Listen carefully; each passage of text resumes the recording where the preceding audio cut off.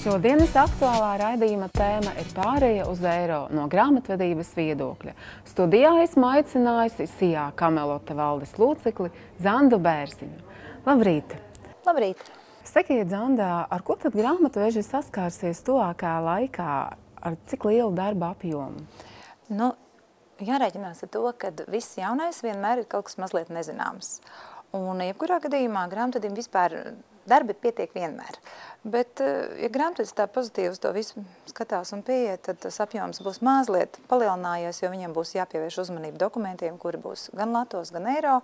Un tad jau, ja viņš tā nopietni tam visam pieies, tad es domāju, ka tiks galā arī grāmatvedis. Kādi tad ir biežākie jautājumi, ko uzdot grāmatvediem saistībā ar pārmaiņu uz eiro? Uzņēmējiem ir parasti jautājumi, vai man visi tie atlikumi būs kārtībā. Protams, ka tie atlikumi viss būs kārtībā, jo, teiksim, datorprogrammas vai tie, kas mēs strādājam datorprogrammās pārsvarā, nu jau ir tas laiks. Un datorprogrammu izstrādātāji visi nodrošina, kad mēs pāriesim tā kā uz eiro un tie latiņi pārvērtīsies par eiro un redzēs summas gan latos, gan eiro. Tātad līdz 1. janvārim paliek lati un no 1. janvāra iet eiro. Vai datorprogrammas, grāmatveža datorprogrammas ir jau gatavas šai pārējā uz eiro? Jā, nu tās, ar ko mēs strādājam, ir gatavas. Tas arī ir galvenais. Un ko jūs ieteiktu uzņēmējiem, ar ko tad viņiem būtu jārēķinās? Kā viņiem būtu jāsagatavo savs personāls?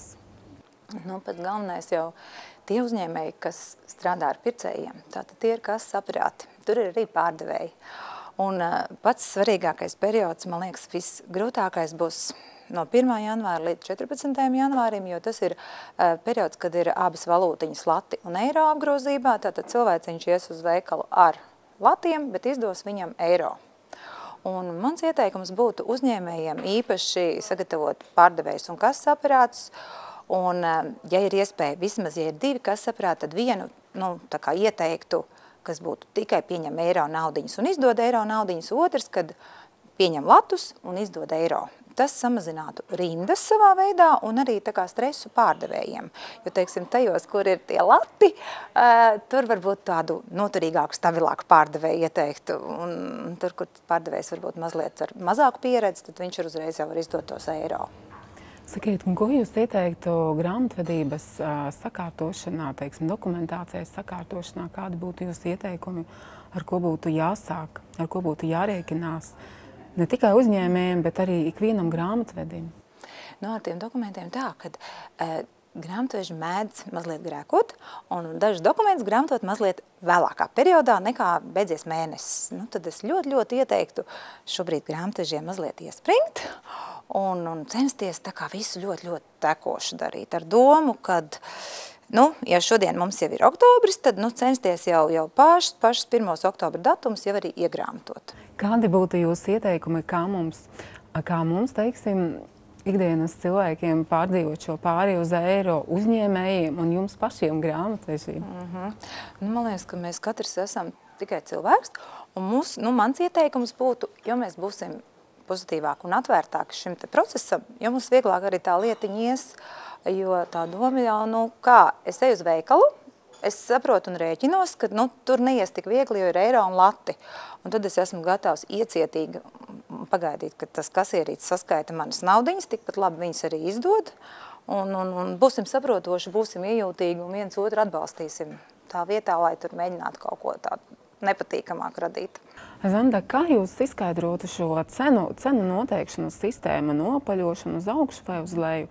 Kā mums, teiksim, ikdienas patērētājiem orientēties šajā cenu sistēmā, kas patreiz mūs sagaida un jau notiek, kā mums pierast pie šiem cenu izmaiņām?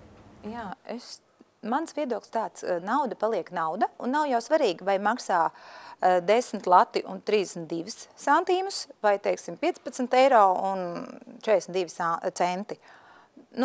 Tas ir piereduma jautājums. Mums jau patīk apaļas naudiņas, bet tai pašā laikā, tā kā ir santīmi, tā mums ir centi.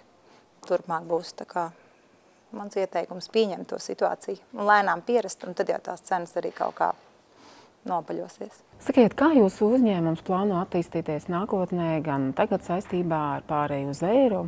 ir viens ļoti liels labums, ko es atkal savā uzņēmumā mēģinu lēnām ieviest, jo jebkurai programmai ir ļoti liels plašas iespējas, un programma nozīmē to, ka viņi atvieglo darbu tam, kas ar viņu strādā. Un mēs strādājam tādu ļoti jauku programmu Hans World Enterprise, un viņā ir tādas milzīgas iespējas, un šis eiro mazliet uzliek tādas tā kā, teiksim, iespringt pārējai uz eiro, arī tā kā automatizēt visu darbības procesu.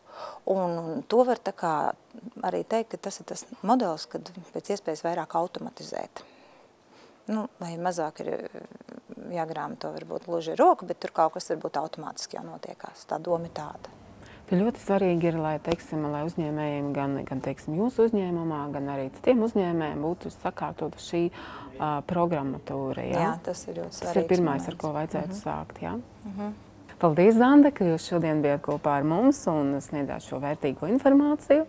Vēl jums veiksmīgu šo dienu. Uz tikšanos!